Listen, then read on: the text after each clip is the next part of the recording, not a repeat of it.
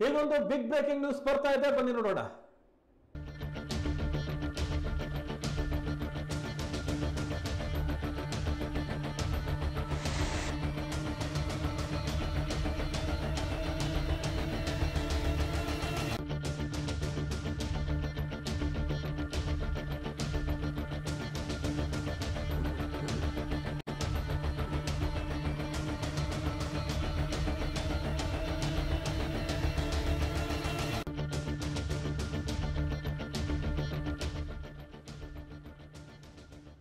ಮಲೆನಾಡು ಜಿಲ್ಲೆಗಳಲ್ಲಿ ಮತ್ತೆ ಮಳೆ ಬರುತ್ತೆ ಅಂತ ಹವಾಮಾನ ಇಲಾಖೆ ಮುನ್ಸೂಚನೆ ಕೊಟ್ಟಿದೆ.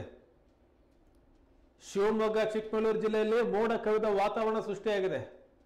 ಹವಾಮಾನ ಇಲಾಖೆ ಈ 2 ಜಿಲ್ಲೆಗಳಿಗೆ ಯೆಲ್ಲೋ ಅಲರ್ಟ್ ಘೋಷಣೆ ಮಾಡಿದೆ. ಇನ್ನು 2-3 ದಿನಗಳ ಕಾಲ ಮಳೆಯ ವಾತಾವರಣ ಮುಂದುವರೆಯಲಿದ್ದು, ಶಿವಮೊಗ್ಗ, ಚಿಕ್ಕಮಗಳೂರು ಜಿಲ್ಲೆಗೆ ಹವಾಮಾನ ಇಲಾಖೆ ಮಳೆ ಆಗಲಿದೆ ಅಂತ ಸೂಚನೆ ಕೊಟ್ಟು ಯೆಲ್ಲೋ ಅಲರ್ಟ್ ಘೋಷಣೆ ಮಾಡಿದೆ. ಹಾಗಾಗಿ ಈ ಜಿಲ್ಲೆಗಳಲ್ಲಿ ಸಾಧಾರಣ ಮಳೆಯಾಗುವ ಸಾಧ್ಯತೆ ಇದೆ.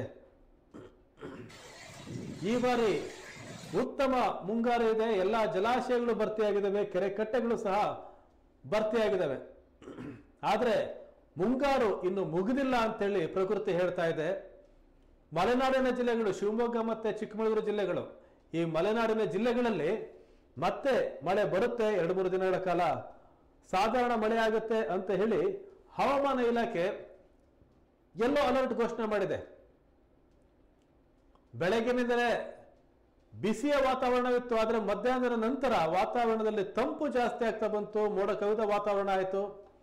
ಜೊತೆಗೆ ಹನಿ ಮಳೆ ಸಹ ಈ 2 ಜಿಲ್ಲೆಗಳಲ್ಲಿ, ಶಿವಮೊಗ್ಗ ಮತ್ತು ಚಿಕ್ಕಮಗಳೂರು ಜಿಲ್ಲೆಯಲ್ಲಿ ಅಲ್ಲಲ್ಲಿ ಹನಿ ಮಳೆ ಸಹ ಶುರುವಾಗಿದೆ. ಹಾಗಾಗಿ ಇನ್ನು 2-3 ದಿನಗಳ ಕಾಲ ಈ 2 ಜಿಲ್ಲೆಗಳಲ್ಲಿ ಸಾಧಾರಣ ಮಳೆ ಆಗುವ ಸಾಧ್ಯತೆ ಇದೆ ಅಂತ ಹವಾಮಾನ ಇಲಾಖೆ ಮುನ್ಸೂಚನೆಯನ್ನು ಕೊಟ್ಟಿದೆ.